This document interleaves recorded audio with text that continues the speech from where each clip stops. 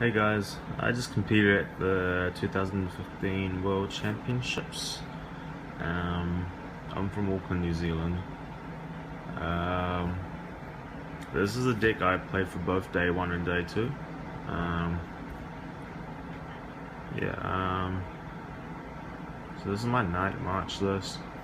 I contemplate playing Seismitoad and like Landy Bats and stuff, because I knew a lot. This would probably be the most popular deck played in day 1, just because of its consistency and its ability to just win games, but like have the odd 1 or 2 losses to bad starts, or having opponent start Toad or Landorus and just hammer hitting or just trainer locking your setup. Yeah, this is my list. I play 3 Joltik, standard, Pumpkin Booth 4, 3 Shaman. I used to play 2, but then talking to Jake Welvin, who's staying with us this weekend, he said 3 is better just because you want to set up as fast as you can and get as many of the outs and essentially dig for your DC, I suppose, and set yourself up as early as you can to, burst. When you're playing against Toad, you want to be able to outspeed them essentially.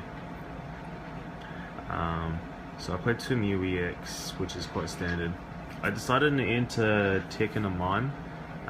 In hindsight, it's probably not that good, because when I did come up against Landorus, they just played down their Silent Lab and hammerheaded and killed 2 of my Joltiks, so yeah, it's not that good there. So that's 4 Dimensional Valley, 4 Juniper, 1 N, 2 Lysander, 1 Teammates. Teammates was actually pretty clutch. Like, it's essentially a computer switch, but it's a supporter. So it allowed me to, in a mirror match, you just get stuff knocked out back and forth. It's quite a back and forth mirror match. So you can dig for your DCEs and another VS Seeker, so you just keep going back and forth, and you're guaranteed that DCE every turn to attack. Whereas your opponent might have to keep digging with like Juniper or N or whatever else they're playing, and hoping to hit those cards they need. But yeah, that's good. Originally, I've been playing 4 Sycamore, but the night before I was thinking about playing as Zerosik, because Jake said that's what all the UK players are playing. 1 Zerosik with 3 Juniper, but in the end I cut it. I just want consistency, and even though Zerosik probably would have been good for me today, or yesterday and the day before, I just didn't end up playing it. Probably would have been good for me against all those focus sashes I played against it. Those are like the bane of this deck's existence, I suppose, in a sense. That you just can't one-hit them and they kill you back, and you have to slowly get into it. Yeah. 4 VS Seeker standard, 4 Ultra Ball, 4 Battle Compressor, 4 Trainer's Mail, so you can dig for those Battle Compressors. I ended up running only 2 Acrobike. I'm not sure if this is right or wrong, but possibly I should have ran 3, but yeah, it's hard to find room in this deck if you want to max out all those speed and draw cards, and along with like random text and whatnot. Like, I probably would have cut a Mime for it, played 2 Muscle Band, 1 Escape with 1 Floatstone. I still think that's a good play. Escape Rope is pretty good against stuff like Groudon. You do need it. And Escape Rope helped me actually win quite a few games, because they got too scared to, they just promote like a non-EX, and I just Escape Rope into another Night Marcher and just attack, because usually this is a one-hit deck and you want to one-hit everything and try and take 2 prizes at a time, I suppose, if you could. I played 1 Floatstone. The Floatstone is really good because I usually stick it onto like a Shaman or just something on the bench, so that I can actually free retreat into an attacker I want in the next turn. Because sometimes you don't have that DC and you don't want to promote something and get it knocked out, so you just want to have that Floatstone there and then dig through your deck the next turn, and if you hit the DC you can retreat and attack. 4 double colors is standard. I played a fighting and 2 lightning energy. The fighting energy was actually for Landorus. Like sometimes Groudon play Landorus, so you can use it to attack and copy it. It was also for what's that good? Donphan. You can actually spinning turn with Mew EX into, like, say a Joltex or something, so that, or like spinning turn into, say, a Shaman or whatever, so that you can protect yourself and not get your Mew EX knocked out by their Donphans. Just especially when they've got the Robo sub up, you just don't want to sacrifice something. They're good, and even with, like, sometimes they bench Landorus as well. You can just snipe, I suppose. The lightning energies were actually pretty damn good in the mirror. Like, you attach a muscle band and lightning to a Joltik, which can kill your opposing Joltiks. You just gnaw them for knockout. I actually did that a few times in the mirror match, and like a lot of the players actually didn't realize how good it was, and the reason for playing in lightnings. I saw some players playing like Virizion and like grass energy so they don't get lasered and whatnot, but like I don't think that's a good play. You're gonna die anyway. You just want to take prizes over and over again. Computer searches for consistency. You just need it. Yeah.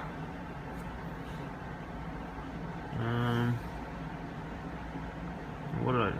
Okay, so day 1 for Worlds, I ended up playing this deck. I probably got 3 hours sleep. It was probably like 4 o'clock in the morning when I finalized my list. Got up first round. I played against a Night March mirror, if I'm not mistaken, or Evolutions, one or the other. So yeah, I played against a mirror actually. I'm pretty sure. Yeah, I played a mirror. I don't know. I figured out how to play the mirror. So I actually played 3 mirrors. 3 mirrors? Yeah, I played 3 mirrors on day 1, which is pretty ridiculous. Like, and pretty much the way to beat the mirror is to use your Joltik, Muscle Band, and Lightning on some Joltiks, or you can just use Shaman on your Joltiks and DC and Sky Return. Like, the main aim of this deck is pretty much to conserve your energies, as well as like not benching Joltiks in the mirror, I suppose, because Joltiks are terrible in the mirror. You just get destroyed, I suppose. Shaman's attack's actually pretty good. You always just want to take a Pumpkin Boo if you can. So I tend to just bench full Pumpkin Boo if I could, and then stick my DCs on them. And then if I need to, I'll put a Joltik down with a Lightning Energy. It just really depends on the matchup and how it goes. So I went 2-0 against round 1. Round 2 I played Harrison Levin, who's a runner-up at Worlds before. He was playing Evolutions. I think his deck kind of does what this deck does as well. Try and get stuff in the discard pile and pile up the damage. But I think this deck's probably faster and does the same thing better. Yeah, that's just my personal opinion. Like, Leafeon's good against Toad and stuff, but I think this just has it's just faster, I suppose. And then round 3 I played a mirror again. 3. Wait, it was either mirror or another Evolutions. I think it's like, because I either versus Johnny Ravis or Jason. But yeah, I beat them both. In round 5, which is the round I need to win to just go straight through to day 2, but against Primal Groudon, Ross Cawthorn was playing it actually. I thought I was winning game 1, but somehow I think he played an end and just I had no energy to attack, and he just ran. He was the guy who went Silent Lab and Landorus and went through my Joltiks, and then ended up getting enough energy on his Landorus to land crush my one of my EXs, and just, yeah, Lens Judgment, that's the one. Yeah, in game 2 we couldn't complete it, so he ended up winning that match. And then in round 6 I ended up going against Mike in a mirror match. It was back and forth. He won game 1 if I'm not mistaken. I won game 2, and in game 3 I ended up winning that as well. Oh yeah, in the mirror matches I've dunked a few people this weekend. It's pretty funny. Like, I just don't know. Like, this deck's, I always go second with this deck, and it's funny because people want to go first. So when they win the dice roll against me, I always go first, and when I go second, I like one hit whatever they have. And like, if they only have one EX, I actually waste all my resources trying to get it. I remember day 2 when I played against Jordan Palmer. I tried to dig through my whole deck trying to kill his Aegislash one hit, and I spent so much like all my resources, and then it made my matchup really difficult, just because I whiffed as well. I couldn't one hit it. I was 20 short, so it was pretty unfortunate. So I made it through day 1, going 5-1, and pretty much as soon as you hit 5 wins or 15 points, you get dropped and you go straight through to day 2. So I was pretty stoked with that, and it was, yeah. Actually, so for day 2, I decided to. I ended up running the same list again.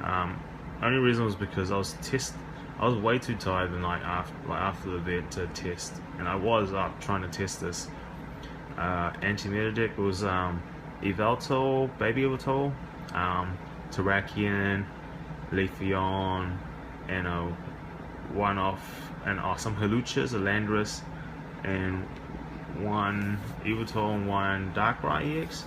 The main aim of the deck was to pretty much use non-EX attackers, and also have Landorus against like Manectric, and Hulucha with Silent Lab and Silver Bangle one hits Manectric. So I was just expecting to play against Manectric, Toad, and a mirror match most of the time. So that was the reason for me building that deck. But honestly, I didn't have enough time to test it. So I just ended up playing the same list. In hindsight, if I got enough sleep, I probably would have tested more, but you know, it's Worlds. Didn't even expect to really get through day 1, let alone actually do well day 2 or like do anything day 2. I just didn't really have a chance to, you know, think of the shift in the meta game, and you know, just having 2 days is difficult, especially when you can change decks, and your opponents that are already qualified to day 2 can actually spend all day seeing what's being played and what's on the top tables and adjusting their decks from there, if that makes sense. So it was real difficult for all the players who played day 1. So for day 2, I started off pretty bad. I played against a Japanese player that I played against in 2013. This year, he decided to play Toad, Mega Manectric, and Mega. Mega's supposed to be the size of a Toad counter all the Japanese player played. Like, I actually got a game 1 game loss. I forgot to put energies in my deck. I actually don't know what happened, but I just didn't have any energies in my deck, so I got a game loss. Game 2, I beat him. Game 3, I took 4 prizes. He took none, but I didn't. We went into time, so I was able to take the 4th prize on my second turn of time. So I was just unable to complete the game, which is unfortunate because even he admitted that I probably would have won if I had an extra turn. So it's unfortunate, but it happens. Round 2, I played against Donphan. Donphan's extremely difficult because they just hide behind Robosubs and you have to Lysander. And for me, I actually used Lysander about 5 times on him, but he used Sacred Ash and got his Donphans back, so he like attacked 5 Donphans. I just couldn't handle it. So that was a struggle. I think round 3 I played against. I won round 3. Who did I play against? I can't remember now. But I think I might have played Jordan Palmer. I'm not sure, but yeah, he was playing Middle Ray. I played against Jordan Palmer at one stage. He was playing Middle Ray. I beat him 2-0. And then next round, I think I played Marcus Raj at some stage as well. I won game 1 against his Toad Garbodor, but somehow I misplayed a lot. I was playing on tilt all day because of the first 2 rounds, and I really misplayed. Like, even my mates who were watching the game on the side just said, "What are you up to?" Like, so it was a struggle. I probably should have won it, but oh well. And then at some stage, I really don't remember these matchups. So it's been a long 2 days. I played against a Hippowdon at one stage as well, which I beat. He won game 1, but Hippowdon with what's it called? Hippowdon with Focus Sash is actually pretty difficult to beat. Like, I tried to one-hit them, I just couldn't. So yeah, he won game 1. In game 2, I adjusted my strategy and I ended up winning that. I played against Andrew Tan, who's the Australian national champion next round. We actually went to a tie, and I was trying to talk to him about maybe like have whoever takes the most prizes in game 3 goes through, but he just wanted a tie. I don't think he quite understood that if you had a tie, you couldn't make top 32 by that stage. And there was no point in us knocking each other out, because I've learned that lesson from Oceanics for Yu-Gi-Oh! This year. I drew with my opponent in the last round when one of us, whoever won that game, would have gone through, or both of us draw, we didn't go through. So in the end, I just conceded to him, because I mean, it's better off one of us going through than none of us. So I don't know, I just felt like being the good guy, I suppose. Just didn't go so I just conceded, let him have to win. In the next round, I played against an Austrian player who played Manectric Garbodor, Suicune and stuff. He won game 1. Game 2, I actually benched him. I killed a Trubbish and I killed his Mega Manectric. And he just had no supporters, so it was really unfortunate for him. I think game 3, he started a lone Suicune. I started Mew EX. I was kind of worried, but he didn't have a supporter again, and I was like, wow, are you serious? So I think I benched a Joltik, attached my DC, attached the Floatstone, Battle Compressor, did a whole nother bunch of shenanigans, and I just donked him. So it's quite unfortunate for him. I benched him twice, and he was not happy, but it happens. So at the end of the day, I went 3 wins, 3 losses, and 1 draw. I guess it is what it is. I mean, I had an even record. It wasn't a winning record, but it is decent, I suppose. Like for, I don't know, someone who doesn't play as much as all these guys do. I'm still happy with my result. So I came 64th place out of 128. So I guess I'm right in the middle. Yeah, so I'm hoping to attend Worlds again next year if I can qualify. At the moment I'm sitting on 40 points because of making day 2. Yeah, if you guys have any questions, feel free to just leave a message and comment. Feel free to subscribe to my channel as well. I play both Yu-Gi-Oh! And Pokemon, so I'll have content, I suppose, in terms of deck lists and what I play at my regionals or national level events. So yeah, thanks for watching my profile, and peace.